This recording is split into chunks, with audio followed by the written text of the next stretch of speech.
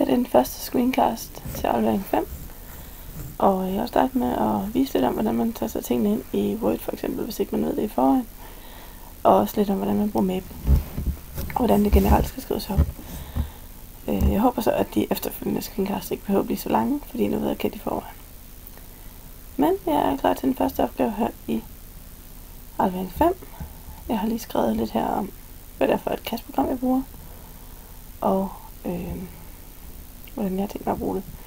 Man kan også vælge at skrive sin afleveringer ind i Maple, men det vil jeg ikke råde jer til at gøre lige fra starten af i hvert fald. Men opgave 442 var den første opgave. Jeg vælger at få det ind på den nemme måde ved at bruge et klippeværktøj. Og sige, at jeg skal simpelthen have den her tekst kopieret. Og have det her med. Godt. Så har jeg ligesom fået skrevet ind, hvad der er opgivet på forhånd. Så går jeg bare i gang med opgaven. Mit første argument er, at da det er en lige billede trekant, og vinklen A og B er lige store, så må siden B være lige så stor som siden E. Så, nu har jeg et problem, kan jeg se.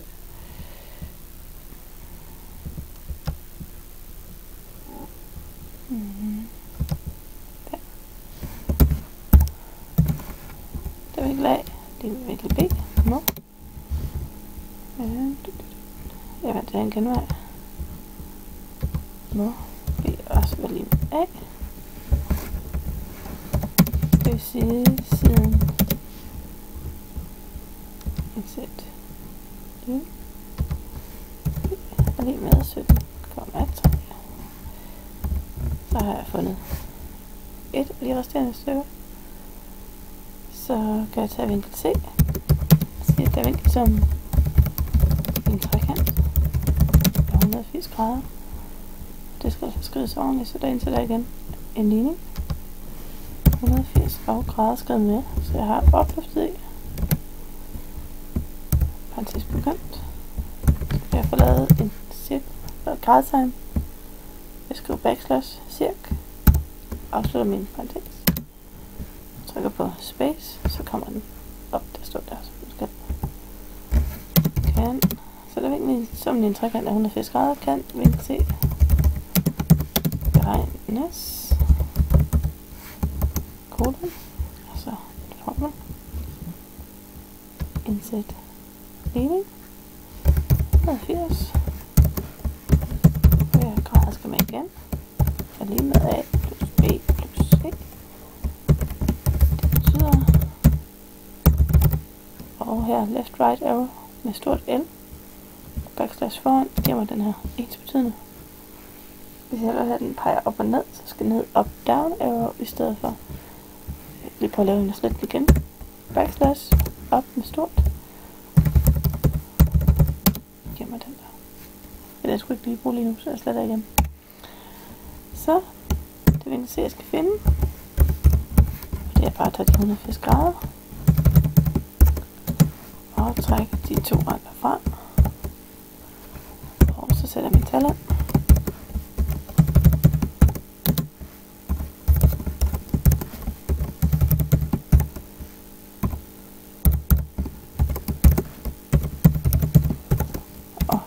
taster det så ind hver gang, så I skal se, hvordan man gør.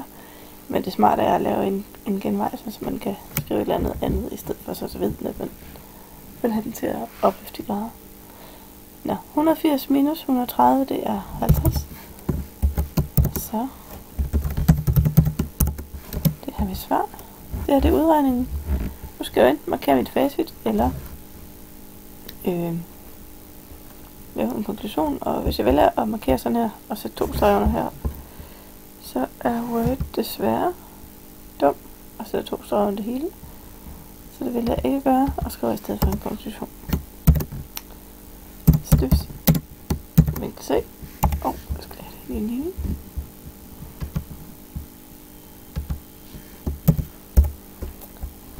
Og 50 grader.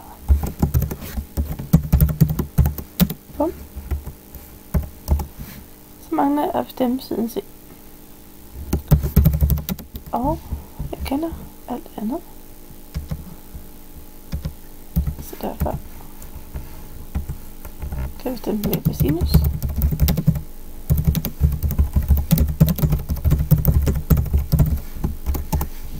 Og sådan her.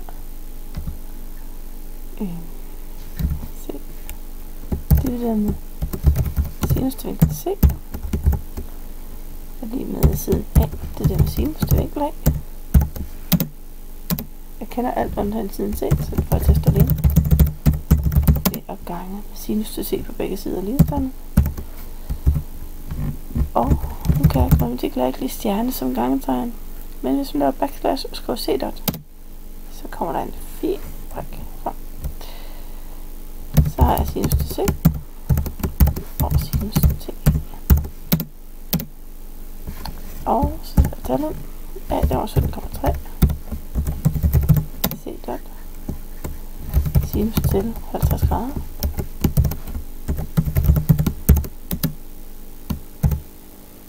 Divideret med sinus til 65 grader.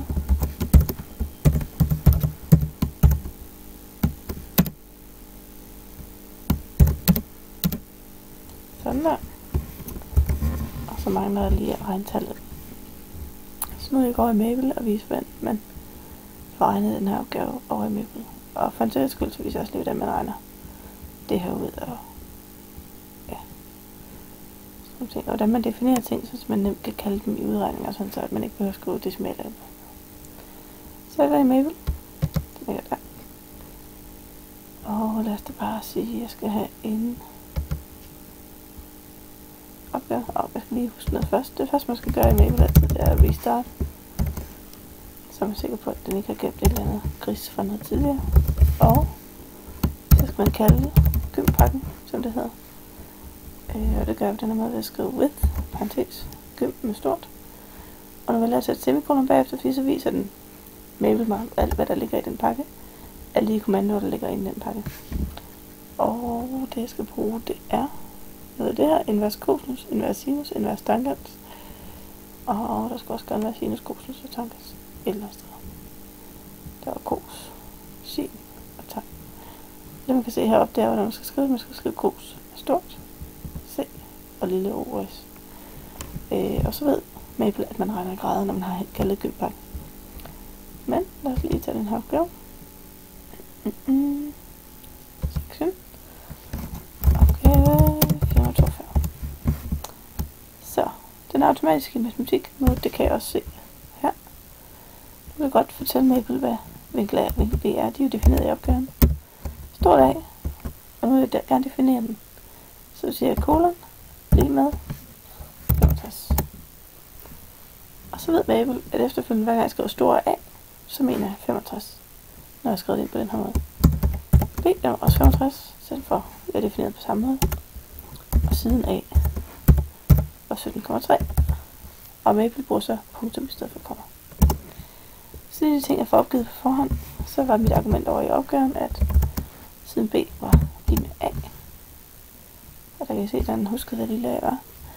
Fordi det var en lige side trekant. Og vinkel C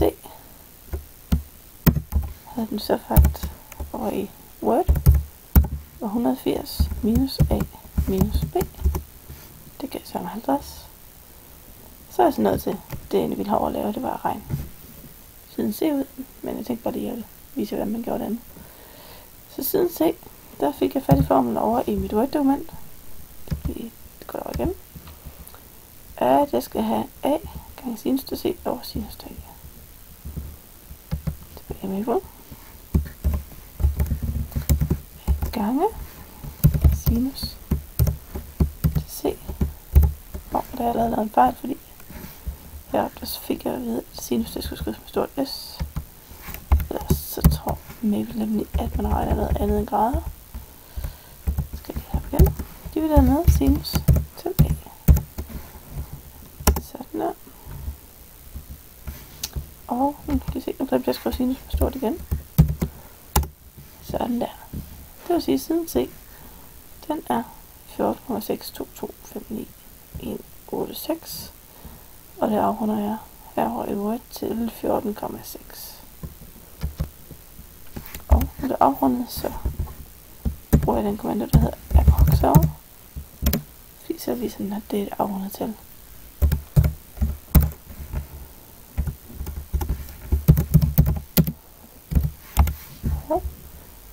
Indsæt ligning. Se, er det med? 14,6. Det er min konklusion på opgaven. Det er det, jeg skal huske at have med, hvis jeg ikke har 2 streger med facit. Så jeg kan skrive herunder for eksempel, at alle beregninger er foretaget i Mabel. Herunder er vist, hvordan der er en måde at gøre det på. Man kan selvfølgelig også skrive ind et enkelt delopgave, som jeg synes, man nu, som det jeg skal til nu, er for meget at klippe ind. Så jeg bruger mit klipværktøj igen. Og siger... jeg lige gider ikke have det her med, når jeg skal have med ind. Derfor laver jeg et kolon i stedet for semikolon her. Så sletter den nemlig alt det, men det ligger der stadigvæk. Så. Jeg kan godt have det med, fordi så kan jeg lige vise, at det er med. Sådan der. Så. Smider det herover. Og det er simpelthen besvarelsen af den første opgave. Der ligger her.